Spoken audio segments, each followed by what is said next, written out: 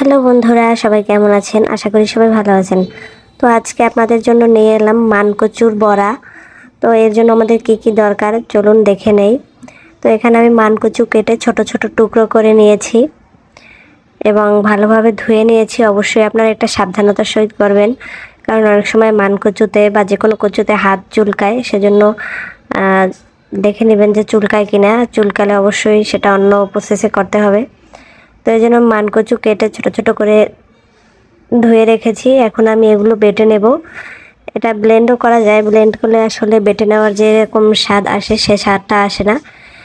এখন আমি পেঁয়াজ কুচি, হলুদের গুঁড়া, মরিচের গুঁড়া, সরিষার তেল, লবণ দিয়ে দিলাম। এখানে কাঁচা মরিচও ব্যবহার করা যাবে, গোলমরিচের গুঁড়াও ব্যবহার করা যাবে। তো এখন আমি চুলায় একটি লোহার তাওয়া বসিয়ে দিলাম, সেখানে দিয়ে দিলাম সরিষার তেল এবং আমি সবগুলো উপাদান একসাথে মিশ্রণ করে নিয়েছি। এখন আমি একটু দেখব যে তেলটা ঠিকভাবে গরম হয়েছে কিনা। তো তেলটা সুন্দরভাবে গরম হয়ে যাওয়ার পর আমি সবগুলো বড়া আস্তে আস্তে বসিয়ে দেব। এটা খুব বেশি জোরে আঁচ দিয়ে ভাজা যাবে না, তাহলে পুড়ে যাবে এবং ভিতরে দেখা যায় যে নরম থাকবে। আর এরকম নরম থাকলে আর উপরে পুড়ে গেলে স্বাদ লাগে না। এটা আস্তে আস্তে যদি আঁচ দিয়ে ভাজা যায়, তাহলে এটা খেতে যেমন ক্রিস্পি হয় এবং ভিতরটাও ওরকম জুসি জুসি থাকে। তাই এটা আস্তে আস্তে আঁচ দিয়ে ভাজতে হবে এবং ভিতরের রসটা যত একটু বেশি শুকাবে তত বেশি এটা টেস্টি হবে। সবগুলো আমি আস্তে আস্তে উল্টে পাল্টে ভেজে নেব। তো আপনারাও আপনাদের বাসায় এরকম ট্রাই করবেন।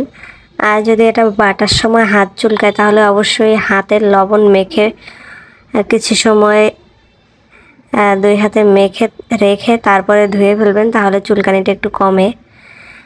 এটা খাওয়ার সময় কিন্তু ওরকম চুলকায় না। আর কিছু কিছু আছে যে খাওয়ার সময় চুলকায়, দেখা যায় যে কাটার সময় চুলকায় কিন্তু খাওয়ার সময় চুলকায় না। আবার যেগুলো অনেকগুলো আছে কাটার সময় চুলকায়, খাওয়ার সময় চুলকায়। তো সেজন্য সেগুলো অ্যাভয়েড করাই ভালো। তো এগুলো আমার কাছে কিন্তু খুব ভালো লাগে। আপনারাও কমেন্ট করে জানাবেন যে আপনাদের কেমন লাগে। তো দেখতেই পাচ্ছেন আমি উল্টে পাল্টে করে ভেজে নিচ্ছি। আর এগুলো গরম গরম খেতে যতটা স্বাদ, ঠান্ডা হয়ে গেলে কিন্তু আপনি ওইরকম স্বাদটা পাবেন না। সেজন্য গরম গরম খেতে খুব ভালো লাগে এগুলো, গরম ভাতের সাথে, এমনিও খাওয়া যায়। তো ভিডিওটি যদি ভালো লাগে অবশ্যই আপনারা লাইক কমেন্ট করবেন, শেয়ার করতে ভুলবেন না।